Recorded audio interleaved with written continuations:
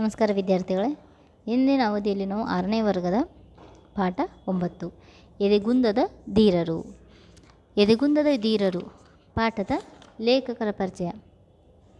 ಮೊದಲಿಗೆ ಪಾಠದ ಲೇಖಕರ ಪರಿಚಯ ಮಾಡಿಕೊಳ್ಳೋಣ. ಕೃತಿಕಾರರ ಪರಿಚಯ ಅಥವಾ ಲೇಖಕರ ಪರಿಚಯ.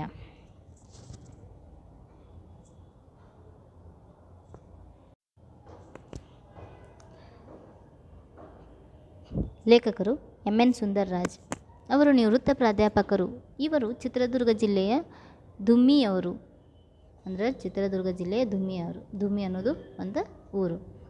ಅವರು ಅಂಕನ ಬರಹಗಾರರಾಗಿ ಲೇಖಕರಾಗಿ ಪ್ರಸಿದ್ಧರಾಗಿದ್ದಾರೆ. ಇಲ್ಲಿ ನೀಡಿರುವ ಜೂಲಿಯೋ ಇಗ್ಲೇಸಿಯಸ್ ವ್ಯಕ್ತಿ ಚಿತ್ರಣವನ್ನು ಅವರ ಹಿರಿಯರ ಹಾದಿ ಪುಸ್ತಕದಿಂದ ಆರಿಸಿಕೊಳ್ಳಲಾಗಿದೆ. ಇವರ ಕೃತಿಗಳೆಂದರೆ ಹುಡುಕಾಟ ಮತ್ತು ನನ್ನ ಜೀವನ ಮತ್ತು ನನ್ನ ಹಾದಿ. ಇವರು ಪ್ರಸ್ತುತ ಶಿವಮೊಗ್ಗದಲ್ಲಿ ನೆಲೆಸಿರುತ್ತಾರೆ. ಇವರ ಪ್ರಮುಖ ಕೃತಿಗಳು ಯಾವುವೆಂದರೆ ಹುಡುಕಾಟ, ನನ್ನ ಜೀವನ ಮತ್ತು ನನ್ನ ಹಾದಿ. ಇವು ಅವರ ಪ್ರಮುಖ ಕೃತಿಗಳು. ಆಮೇಲೆ ಜೂಲಿಯೋ ಇಗ್ಲೇಸಿಯಸ್ ಅನ್ನುವಂತಹ ಪಾಠವನ್ನು ಹಿರಿಯರ ಹಾದಿ ಅನ್ನುವಂಥ ಪುಸ್ತಕದಿಂದ ಆರಿಸಿಕೊಳ್ಳಲಾಗಿದೆ. ಎದೆಗುಂದದ ಧೀರರು. ಎದೆಗುಂದದ ಧೀರರು ಅಂದರೆ ಪ್ರತಿಯೊಬ್ಬ ಮನುಷ್ಯನ ಜೀವನ ಬೆಲೆ ಬಾಳುವಂಥದ್ದು. ಜೀವನದಲ್ಲಿ ಕಷ್ಟ, ಅಪಾಯ, ತೊಂದರೆಗಳು ಬರುವುದು ಸಹಜ. ಅದಕ್ಕೆ ಧೈರ್ಯಗೆಡದೆ ವಿಚಾರ ಮಾಡಬೇಕು. ಸಮಯ ಪ್ರಜ್ಞೆ ಬಳಸಬೇಕು. ಜಾಣ್ಮೆಯನ್ನು ಪ್ರದರ್ಶಿಸಿ ಕಷ್ಟದಿಂದ ಹೊರಬರಬೇಕು. ಅದುವೇ ಜೀವನ. ಅದೇನ್ರಿ, ಯಾವುದೇ ರೀತಿ ನಮಗೆ ಕಷ್ಟ ಬಂದೈತಿ, ಸಮಸ್ಯೆ ಆಗೈತಿ ಅಂಥೇಳಿ ನಾವು ಅಂಜಿ ಏನಾರೇ ನಮ್ಮ ಪ್ರಾಣಕ್ಕೆ ಹಾನಿಯನ್ನು ಮಾಡ್ಕೋಬಾರ್ದು. ನಾವೇನು ಮಾಡಬೇಕು, ಕಷ್ಟದಿಂದ ಹೊರಗೆ ಬರ್ಬೇಕಂದ್ರೆ ಆ ಕಷ್ಟಕ್ಕೆ ಧೈರ್ಯದಿಂದ ವಿಚಾರವನ್ನು ಮಾಡಬೇಕು. ಬಸ್ ಅಪಘಾತದಲ್ಲಿ ಸುಧಾಚಂದ್ರನ್ ಎಂಬ ಹುಡುಗಿ ಕಾಲು ಕಳೆದುಕೊಂಡಳು. ಧೈರ್ಯಗೆಡದೆ ಕೃತಕ ಕಾಲು ಹಾಕಿಸಿಕೊಂಡಳು. ನೃತ್ಯ ಮಾಡಿದಳು, ಸಾಹಸ ಮೆರೆದಳು. ಅವಳ ಮಯೂರಿ ನೃತ್ಯ ಜನಪ್ರಿಯತೆ ಹಾಗೂ ಅಪಾರ ಕೀರ್ತಿ ತಂದು ಕೊಟ್ಟಿತು. ನನಗೆ ಕಾಲಿಲ್ಲವೆಂದು ಅವಳು ಕುಳಿತಿದ್ದರೆ ಅವಳ ಬದುಕು ಅವಳಿಗೆ ಹೊರೆಯಾಗುತ್ತಿತ್ತು. ಆದ್ದರಿಂದ ಜೀವನದಲ್ಲಿ ಎಂಥ ತೊಂದರೆಗಳು ಬಂದರೂ ಎದೆಗುಂದದ ಧೈರ್ಯದಿಂದ ಮುನ್ನುಗ್ಗಬೇಕು. ಅಂತ ಎದೆಗುಂದದ ಧೀರರ ಪರಿಚಯ ಇಲ್ಲಿದೆ.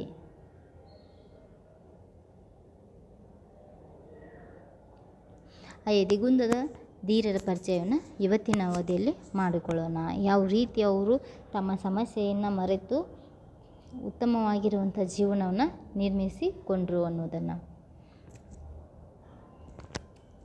ಜೂಲಿಯೋ ಇಗ್ಲೇಸಿಯಸ್.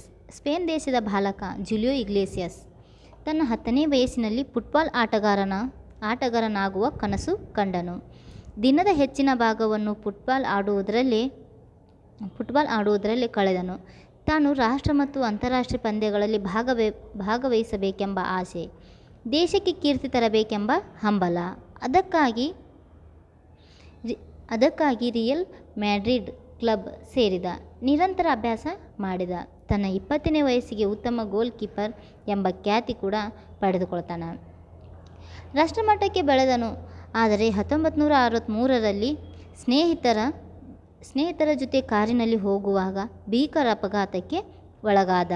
ಒಂದು ಆಸೆ ಏನಾಗಿತ್ತು ರೀ, ರಾಷ್ಟ್ರ ಮತ್ತು ಅಂತಾರಾಷ್ಟ್ರೀಯ ಪಂದ್ಯಗಳಲ್ಲಿ ಭಾಗವಹಿಸಬೇಕು, ದೇಶಕ್ಕೆ ಕೀರ್ತಿಯನ್ನು ತರಬೇಕು ಅನ್ನೋದು ಆತನ ಆಸೆಯಾಗಿತ್ತು. ಆತ ಫುಟ್ಬಾಲ್ ಆಟಗಾರ ಆಗಿದ್ದ. ಆಮೇಲೆ ರಾಷ್ಟ್ರ ಮಟ್ಟದ ತನಕ ಏನಾಗಿತ್ತು ರೀ, ಬೆಳವಣಿಗೆಯನ್ನು ಪಡೆದುಕೊಂಡಿದ್ದ. ಆದ್ರೆ 1963ರಲ್ಲಿ ಏನಾಕೈತಿ ರೀ, ಸ್ನೇಹಿತರ ಜೊತೆ ಕಾರಿನಲ್ಲಿ ಹೋಗುವಾಗ ಒಂದು ಭೀಕರ ಅಪಘಾತ ಆಕ್ಸಿಡೆಂಟ್ ಆಗ್ತೈತಿ. ಆವಾಗ ಆಸ್ಪತ್ರೆಗೆ ಸೇರಿದ. ಅಲ್ಲಿ ಚಿಕಿತ್ಸೆಯೇನೋ ನಡೆಯಿತು. ಆದರೆ ಸೊಂಟದ ಕೆಳಭಾಗ ಸಂಪೂರ್ಣ ಶಕ್ತಿಯನ್ನು ಕಳೆದುಕೊಂಡಿತ್ತು. ಅವಾಗ ಏನಾಯ್ತು ರೀ, ಆಸ್ಪತ್ರೆಗೆ ಸೇರ್ತಾರೆ. ಅಲ್ಲಿ ಚಿಕಿತ್ಸೆಯನ್ನು ಪಡ್ಕೊತಾರೆ. ಆದ್ರೆ ಸೊಂಟದ ಕೆಳಭಾಗ ಏನಾಕೈತಿ, ಸಂಪೂರ್ಣವಾಗಿ ಶಕ್ತಿಹೀನ ಆಗಿರ್ತೈತಿ.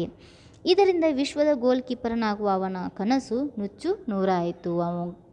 ಏನಾಗ್ಬೇಕು ಅನ್ನೋದೈತಿ ರೀ, ವಿಶ್ವದ ಗೋಲ್ ಕೀಪರ್ ಆಗ್ಬೇಕು ಅನ್ನುವಂಥದ್ದು ರೀ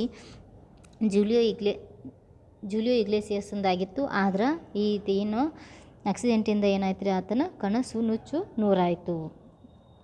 ಕನಸೆಲ್ಲ ಏನಾಯ್ತು ರೀ, ಆತನಿಂದ ಹಾಳಾಯಿತು.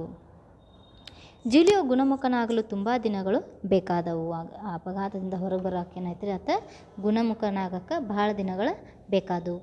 ಇದರಿಂದ ಅವನಲ್ಲಿ ದುಃಖ ಕೋಪ ಮನೆ ಮಾಡಿತು. ಅಂದರೆ ಬರೀ ದುಃಖದಲ್ಲಿರುವುದು ಯಾವಾಗೂ, ಆಮೇಲೆ ಸಿಟ್ಟಿನಿಂದ ಇರುವಂಥದ್ದು ಆಕತಿ. ಮನನೊಂದು ಅಂದರೆ ರೀ ಮನಸ್ಸಿಗೆ ನೋವಾಗಿ, ಮನನೊಂದನು ನೋವು ಮರೆಯಲು ಹಾಡುಗಳನ್ನು ಬರೆದು ತಾನೇ ಹಾಡತೊಡಗಿದ. ಆ ನೋವನ್ನು ಮರೆಯೋಕೆ ಏನು ಮಾಡಾಕತ್ರಿ ಅವ, ಯಾಕಂದ್ರೆ ರೀ ಮೊದಲು ಫುಟ್ಬಾಲ್ ಆಡ್ತಿದ್ರೆ, ಇವಾಗ ಏನಾಗಿಬಿಡ್ತು, ಕಾಲು ಎಲ್ಲ ಸ್ವಾಧೀನವನ್ನು ಕಳೆದುಕೊಂಡಿದ್ದವು. ಆದ್ದರಿಂದ ರೀ ಆತ ಏನು ಮಾಡಾಕತ್ತ, ತನ್ನ ನೋವನ್ನು ಮರೆಯೋಕೆ ಹಾಡುಗಳನ್ನು ಸ್ವತಃ ಆತನ ಹಾಡುಗಳು ಬರೆದ ತಾನು ಹಾಡೋಕೆ ಪ್ರಾರಂಭಿಸ್ತಿದ್ದ. ಯಾಕಂದ್ರೆ ತನ್ನ ನೋವನ್ನು ಮರೆಯೋಕೆ. ಅವನ ಹಿಂಪಾದ ಧ್ವನಿ ಗಮನಿಸಿದ ದಾದಿ ಒಬ್ಬಳು ಗಿಟಾರ್ ಒಂದನ್ನು ತಂದು ಕೊಟ್ಟಳು. ಅಂದ್ರೆ ರೀ ನರ್ಸ್, ಹಾಸ್ಪಿಟ್ಲಲ್ಲಿರುವಂಥ ದಾದಿ ಅಂದ್ರೆ ರೀ ನರ್ಸ್. ಆಕೆ ಏನು ಮಾಡ್ತಾಳೆ ರೀ, ಆತನ ಹಿಂಪಾದ ಧ್ವನಿಯನ್ನು ನೋಡಿ ಕೇಳಿ ಏನು ಮಾಡ್ತಾಳೆ, ಆತನಿಗೊಂದು ಗಿಟಾರನ್ನು ತಂದು ಕೊಡ್ತಾಳೆ. ಅವನೆಂದೂ ಅದುವರೆಗೆ ಗಿಟಾರನ್ನು ಮುಟ್ಟಿರಲಿಲ್ಲ. ಆತ ಏನಾಗಿದ್ರಿ, ಫುಟ್ಬಾಲ್ ಪ್ಲೇಯರ್ ಆಗಿತ್ತು. ಆ ಕಾರಣಕ್ಕಾಗಿ ಅವ್ನು ಗಿಟಾರ್ ಬಗ್ಗೆನ ಅಷ್ಟೊಂದು ಆಸಕ್ತಿ ಇದ್ದಿದ್ದಿಲ್ಲ. ಯಾವಾಗ ಆಕೆ ದಾದಿ ತಂದು ಕೊಡ್ತಾಳೆ ಅವತ್ತು ಅವೇನು ಮಾಡ್ತಾನೆ, ಮೊದಲಿಗೆ ಪ್ರಥಮ ಬಾರಿಗೆ ಗಿಟಾರನ್ನು ಮುಟ್ತಾನೆ. ಆದರೆ ಗಿಟಾರನ್ನು ನುಡಿಸುತ್ತಾ ಹಾಡತೊಡಗಿದ. ಆದರೂ ಗಿಟಾರನ್ನು ನುಡಿಸುತ್ತಾ ಏನು ಮಾಡಾಕತ್ತ, ಹಾಡೋಕೆ ಪ್ರಾರಂಭಿಸಿದ. ಹೀಗೆ 18 ತಿಂಗಳು ಆಸ್ಪತ್ರೆಯಲ್ಲಿ ಕಳೆದನು. ಹಿಂಗೆ ಏನು ಮಾಡಿದ್ರಿ, 18 ತಿಂಗಳ ಆಸ್ಪತ್ರೆಯಲ್ಲಿ ಕಳಿತಾನ. ಈಗ ಜೂಲಿಯೋ ಹಾಡುವುದರಲ್ಲಿ ಮತ್ತು ಗಿಟಾರ್ ನುಡಿಸುವುದರಲ್ಲಿ ಪರಿಣಿತಿ ಪಡೆದನು. ಅಂದ್ರೆ ರೀ ಪರಿಣಿತಿ ಅಂದ್ರೆ ರೀ ಜಾನ, ಪರಿಣಿತಿಯನ್ನು ಪಡೆದುಕೊಳ್ತಾನೆ. ಎದ್ರೊಳಗೆ ರೀ ಗಿಟಾರನ್ನು ಬರೆಯುವುದರಲ್ಲಿ ಕುಶಲತೆಯನ್ನು, ಅಂದರೆ ಅದರೊಳಗೆ ಸಂಪೂರ್ಣವಾಗಿರುವಂಥ ಮಾಹಿತಿಯನ್ನು ಪಡೆದುಕೊಳ್ತಾನೆ. ಅದು ಅವನ ಆತ್ಮವಿಶ್ವಾಸವನ್ನು ಹೆಚ್ಚಿಸಿತ್ತು. ಅದು ಏನಾಗ್ತೈತಿ, ಆತನ ಆತ್ಮವಿಶ್ವಾಸವನ್ನು ಹೆಚ್ಚಿಸ್ತೈತಿ. ಯಾಕಂದ್ರೆ ರೀ ಆತ ಹಾಡ ಬರೆಯುವುದು ಮತ್ತು ಹಾಡ ಯಾಕೆ ಹಾಡ್ತಿದ್ದ ರೀ, ಕೇವಲ ತನ್ನ ನೋವನ್ನು ಮರೆಯೋಕೆ ಹಾಡವನ್ನು ಹಾಡ್ತಿದ್ದ ಮತ್ತು ಏನು ಮಾಡ್ತಿದ್ರಿ, ಹಾಡ ಬರೆದಿದ್ದ. ಆದರೆ ಅದು ಏನಾಯ್ತು ರೀ, ಆತನ ಜೀವನವನ್ನು ನಿರ್ಮಿಸುವಂಥದ್ದು ಆಗ್ತೈತಿ. ಮುಂದೇನಾಯ್ತಂದ್ರೆ ರೀ, ತಾನೇ ಹಾಡುಗಳನ್ನು ಬರೆದು ಹಾಡಿನಲ್ಲಿ ತಲ್ಲೀನನಾದ. ಜೀವನ ಹೀಗೆ ಸಾಗುತ್ತದೆ ಎಂಬ ಹೆಸರಿನ ಹಾಡುಗಳ ಆಲ್ಬಮ್ಗಳನ್ನು ಹೊರತಂದನು. ಅವನ ಒಂದು ಹೊಸದಾಗಿರುವಂಥ ಆಲ್ಬಮನ್ನು ಕೂಡ ಮಾಡ್ತಾನೆ. ಆಲ್ಬಮ್ ಹೆಸರು ಏನಂದ್ರೆ ರೀ, ಜೀವನ ಹೀಗೆ ಸಾಗುತ್ತಿದೆ ಎಂಬ ಹೆಸರಿನ ಹಾಡುಗಳ ಆಲ್ಬಮ್ ಅಂದರೆ ಕ್ಯಾಸೆಟ್ ಆಲ್ಬಮ್ಗಳನ್ನು ಹೊರತಂದನು. ಅದು ವಿಶ್ವದಾದ್ಯಂತ ಜನಪ್ರಿಯವಾಗಿ 300 ಮಿಲಿಯನ್ ಆಲ್ಬಮ್ಗಳು ಮಾರಾಟವಾದವು. ಅಂಥವು ಎಷ್ಟು ರೀ, 300 ಮಿಲಿಯನ್ ಆಲ್ಬಮ್ಗಳು ಏನಾಗ್ತವೆ, ಮಾರಾಟ ಆಗ್ತವೆ. ವಿಶ್ವದ 10 ಪ್ರಮುಖ ಗಾಯಕರಲ್ಲಿ ಜೂಲಿಯೋ ಕೂಡ ಒಬ್ಬನಾದನು. ಅವನು ಈಗ ಶ್ರೇಷ್ಠ ಕಲಾವಿದನಾಗಿ ಕೋಟ್ಯಾಂತರ ಸಂಗೀತ ಪ್ರೇಮಿಗಳ ಕಣ್ಮಣಿಯಾದನು. ಜೀವನದಲ್ಲಿ ವಿಫಲತೆಯಿಂದ ಎದೆಗುಂದಬಾರದು. ಅದೃಷ್ಟದ ಒಂದು ಬಾಗಿಲು ಮುಚ್ಚಿದರೆ ಇನ್ನೊಂದು ದಾರಿ ತೆರೆದುಕೊಳ್ಳುತ್ತದೆ ಎಂದು ಹೇಳಿದನು. ಅದಕ್ಕೆ ಅವನ ಜೀವನವೇ ಸಾಕ್ಷಿ. ಈ ರೀತಿಯಾಗಿ ಗೋಲ್ ಕೀಪರ್ ಆಗಬೇಕನ್ನುವಂಥ ಆಸೆ ಇತ್ತು. ಆ ಭೀಕರ ಅಪಘಾತದಿಂದ ಏನಾಯ್ತು ರೀ, ಆತ ಸಂಪೂರ್ಣವಾಗಿ ಕಾಲಿನ ಅಥವಾ ಸೊಂಟದ ಕೆಳಭಾಗದಲ್ಲಿರುವಂಥ ಶರೀರದ ಅಸ್ತಿತ್ವವನ್ನು ಕಳೆದುಕೊಂಡಿದ್ದ ಅಥವಾ ಸ್ವಾಧೀನವನ್ನು ಕಳೆದುಕೊಂಡಿದ್ದ. ಅಷ್ಟು ಹೆದರ್ಲಾರ್ದ ಆತ ಏನು ಮಾಡಿದ, ಸ್ವತಃ ತಾನೇ ಹಾಡು ಬರೆದು ತನ್ನ ನೋವನ್ನು ಮರೆಯೋಕೆ ಸ್ವತಃ ತಾನೇ ಹಾಡುಗಳನ್ನು ಬರೆದು ಹಾಡೋಕ್ಕೆ ಪ್ರಾರಂಭಿಸಿದ. ಇದರಿಂದ ಏನಾಯ್ತು ರೀ, ಆತನು ಜನಪ್ರಿಯವಾಗಿರುವಂಥ ಒಬ್ಬ ಸಂಗೀತಗಾರನಾಗಕ್ಕೆ ಸಾಧ್ಯ ಆಯಿತು. ಆದ್ದರಿಂದ ಜೀವನದಲ್ಲಿ ಎಂಥ ವಿಫಲತೆ ಇದ್ದರೂ ಕೂಡ ನಾವೇನು ಮಾಡೋದು ಎದೆಗುಂದಬಾರದು, ಅಂದರೆ ಹೆದರಬಾರ್ದ. ನಮಗೆ ಕಷ್ಟ ಬಂತಂತ ಹೆದರಿದೆ ಅಂದರೆ ನಾವು ಇನ್ನೂ ದೊಡ್ಡದಾಕತಿ ಹೊರತಾಗಿ ಆ ಕಷ್ಟವನ್ನು ಪರಿಹಾರ ಮಾಡೋಕ್ಕೆ ಸಾಧ್ಯ ಆಗುವುದಿಲ್ಲ. ಆ ಕಾರಣಕ್ಕಾಗಿ ಎಂಥ ಕಷ್ಟ ಬಂದರೂ ನಾವು ಪರಿಹಾರವನ್ನು ನಾವೇ ಕಂಡುಕೊಳ್ಬೇಕು. ಎರಡನೇದಾಗಿ ಮಾಲತಿ ಹೊಳ್ಳ. ಎಲ್ಲ ಬಾಗಿಲುಗಳು ಮುಚ್ಚಿದರೂ ಎಲ್ಲೋ ಒಂದು ಸಣ್ಣ ಕಿಂಡಿಯಿಂದ ಬೆಳಕು ಹರಿದು ಬರುತ್ತದೆ. ಇದು ಮಾಲತಿ ಹೊಳ್ಳ ಅವರ ಬದುಕಿನ ಸತ್ಯ. ಪೋಲಿಯೋ ಎಂಬ ಭಯಂಕರವಾದಿಗೆ ತುತ್ತಾಗಿ ಕಾಲುಗಳು ಶಕ್ತಿಹೀನವಾದರೂ ಕ್ರೀಡಾಲೋಕದಲ್ಲಿ ವಿಶ್ವವೇ ಬೆರಗಾಗುವಂಥ ಸಾಧನೆಯನ್ನು ಮಾಡಿದವರು ಮಾಲತಿ ಹೊಳ್ಳ. ವಿಧಿ ನೀಡಿದ ಅಂಗವಿಕಲತೆ ಈ ಸಾಧಕಿಯ ಪಾಲಿಗೆ ವರವಾಯಿತು. ಮಾಲತಿ ಹೊಳ್ಳ ಅವರ ತಂದೆ ಕೃಷ್ಣಮೂರ್ತಿ ಹೊಳ್ಳ, ತಾಯಿ ಪದ್ಮಾವತಿ ಹೋಟೆಲ್ ವೃತ್ತಿಗಾಗಿ ಉಡುಪಿ ಜಿಲ್ಲೆಯ ಮನ್ನೂರು ಗ್ರಾಮದಿಂದ ಬೆಂಗಳೂರಿಗೆ ಬಂದವರು. ಇವರ 4ನೇ ಮಗು ಜುಲೈ 6, 1958 ಮಾಲತಿ ಜನಿಸಿದರು. ದುರದೃಷ್ಟವಶಾತ್ 1 ವರ್ಷದ ಮಗು ಮಾಲತಿಗೆ ಪೋಲಿಯೋ ಆಗಿದ್ದರಿಂದ ಮಗುವನ್ನು ಚೆನ್ನೈನಲ್ಲಿರುವ ದತ್ತಾತ್ರೇಯ ಮೆಡಿಕಲ್ ಸೆಂಟರ್ ಎಂಬ ಪುನರ್ವಸತಿ ಕೇಂದ್ರಕ್ಕೆ ಚಿಕಿತ್ಸೆಗಾಗಿ ಸೇರಿಸಿದರು. ಆಕೆಯ ಬಾಲ್ಯದ ಬಹುಭಾಗ ಅಲ್ಲಿಯೇ ಕಳೆಯಿತು. ದೇಹದ ನರಗಳೆಲ್ಲ ಚೆಂಡಿನಂತೆ ಒಂದುಗೂಡುವುದು ಇವರ ಕಾಯಿಲೆಯ ಸ್ವರೂಪ. ದೇಹದ ನರಗಳೆಲ್ಲ ಏನಾಗ್ತದೆ ಚೆಂಡಿನಂತೆ, ಅಂದರೆ ಎಲ್ಲ ಏನಾಗಿದ್ರು ನರಗಳು ಕಟ್ಟಾಗಿರ್ತಾವೆ, ಅವೆಲ್ಲವನ್ನು ಜೋಡಣೆ ಆಗಬೇಕು, ಒಂದು ಸೇರಬೇಕು ಅನ್ನೋದು ಈ ಕಾಯಿಲೆಯ ಸ್ವರೂಪ. ಇದನ್ನು ತಪ್ಪಿಸಲು ಪ್ರತಿ 6 ತಿಂಗಳಿಗೊಮ್ಮೆ ಮಾಲತಿಗೆ ಶಸ್ತ್ರಚಿಕಿತ್ಸೆ ಆಗುತ್ತಿತ್ತು. ಇಂತಹ 32 ಚಿಕಿತ್ಸೆಗಳನ್ನು ಅವರು ಎದುರಿಸಿದರು. ಅಂದರೆ ಪ್ರತಿ 6 ತಿಂಗಳಿಗೊಮ್ಮೆ ಶಸ್ತ್ರಚಿಕಿತ್ಸೆನ ಮಾಡ್ಕೋತಿದ್ರು. ಅಂಥ 32 ಶಸ್ತ್ರಚಿಕಿತ್ಸೆಗಳನ್ನು ಅವರು ಮಾಡಿಸ್ಕೊಂಡಿದ್ರು. ಆದಾಗ್ಯೂ ಪ್ರತಿ ಪರೀಕ್ಷೆಯಲ್ಲೂ ಮಾಲತಿ ತರಗತಿಗೆ ಪ್ರಥಮಳಾಗಿರುತ್ತಿದ್ದಳು. ಅದೆಲ್ಲ ರೀತಿಯಾಗಿದ್ರೂ ಅವರು ಹಾಸ್ಪಿಟ್ಲ್ ಇದ್ರೂ ಅವಳು ಏನಿದ್ರಿ ಮಾಲತಿ ತರಗತಿಗೆ ಏನಾಗಿದ್ರು ಅವರು ಫಸ್ಟ್ ಆಗಿದ್ದರು. 1975ರಲ್ಲಿ ಬೆಂಗಳೂರಿಗೆ ಹಿಂದಿರುಗಿದ ನಂತರ ಮಹಾರಾಣಿ ಕಾಲೇಜಿನಲ್ಲಿ ವಿದ್ಯಾಭ್ಯಾಸವನ್ನು ಮುಂದುವರಿಸಿದರು. ತಂದೆ ಪ್ರೋತ್ಸಾಹದ ನುಡಿಗಳು ಮಾಲತಿಗೆ ಧೈರ್ಯ ನೀಡಿದವು. ಅದೇ ವರ್ಷ ರಾಷ್ಟ್ರೀಯ ಅಂಗವಿಕಲರ ಕ್ರೀಡಾಕೂಟದಲ್ಲಿ ಭಾಗವಹಿಸಿ 2 ಚಿನ್ನದ ಪದಕ 2 ಬೆಳ್ಳಿ ಪದಕಗಳನ್ನು ಗಳಿಸಿದ ಮಾಲತಿ ಹೊಳ್ಳ ಸಾಧನೆಯ ಹಾದಿಯಲ್ಲಿ ಮುಂದುವರೆದರು. 1975ರಲ್ಲಿ ಏನಾಗ್ತಾರೆ, ಮಹಾರಾಣಿ ಕಾಲೇಜಿಗೆ ವಿದ್ಯಾಭ್ಯಾಸಕ್ಕೆ ಸೇರ್ತಾರೆ. ಅದೇ ವರ್ಷ ಏನಾಗಿತ್ತು, ರಾಷ್ಟ್ರ ಮಟ್ಟದಲ್ಲಿ ಅಂಗವಿಕಲ ಕ್ರೀಡಾಕೂಟವನ್ನು ಏರ್ಪಡಿಸಿದರು. ಅದರಲ್ಲಿ ಏನಾಯ್ತು, ಮಾಲತಿ ಹೊಳ್ಳ ಅವರು ಭಾಗವಹಿಸಿ 2 ಚಿನ್ನದ ಪದಕ ಮತ್ತು 2 ಬೆಳ್ಳಿ ಪದಕಗಳನ್ನು ಗಳಿಸ್ತಾರೆ. ಅಲ್ಲಿಂದ ಅವರು ಸಾಧನೆ ಏನಾಗ್ತೈತಿ, ಹಾದಿ ಪ್ರಾರಂಭ ಆಕೈತಿ.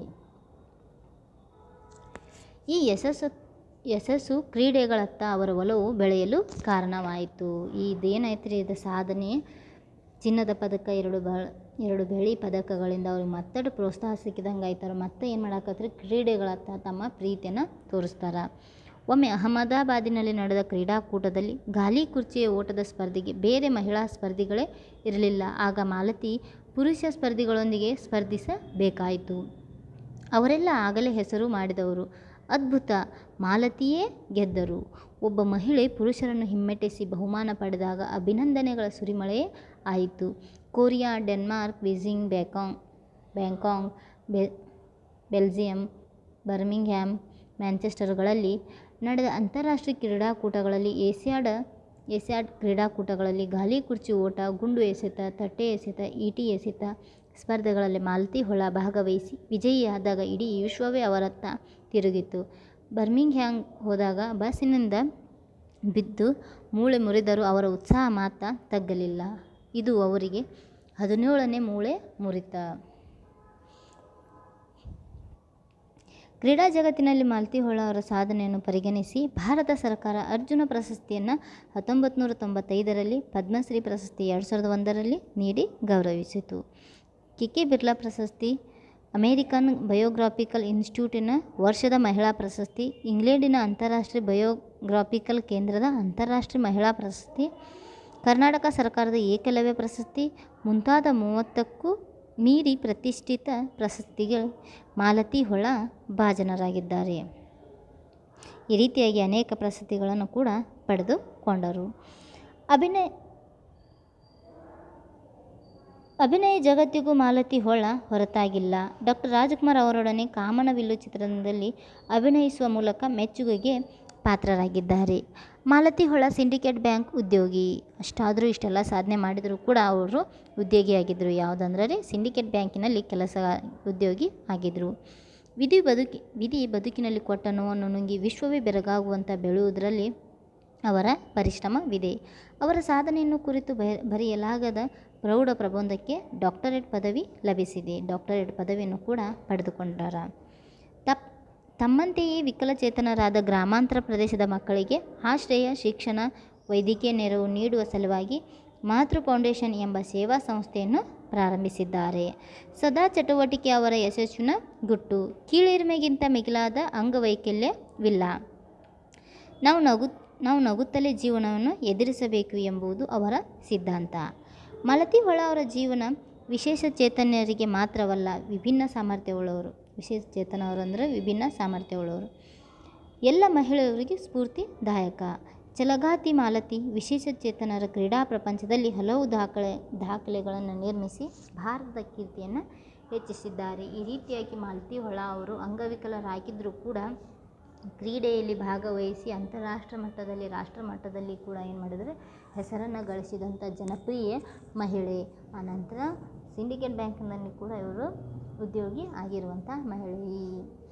ಈ ರೀತಿಯಾಗಿರುವಂಥ ಪ್ರಮುಖ ವ್ಯಕ್ತಿಗಳಿಂದ ನಾವು ಎಂಥ ಕಷ್ಟ ಬಂದ್ರೂ ಕೂಡ ಅದಕ್ಕೆ ಪರಿಹಾರ ಅನ್ನೋದೇ ಇರ್ತೈತಿ. ಆದ್ರೆ ನಾವು ಏನು ಮಾಡ್ಬೇಕು ರೀ, ಆ ಕಷ್ಟವನ್ನು ಎದುರಿಸಬೇಕು ಹೊರತಾಗಿ ಅಂಜಬಾರ್ದು ಅಥವಾ ಹೆದರಬಾರ್ದು. ಗೊತ್ತಾಯ್ತಾ ಮಕ್ಕಳೇ? ಇವತ್ತಿನ ಅವಧಿಯಲ್ಲಿ ಎದೆಗುಂದದ ಧೀರರ ಬಗ್ಗೆ ಇವತ್ತಿನ ಅವಧಿಯಲ್ಲಿ ನೋಡಿದ್ದೇವೆ. ಧನ್ಯವಾದಗಳು.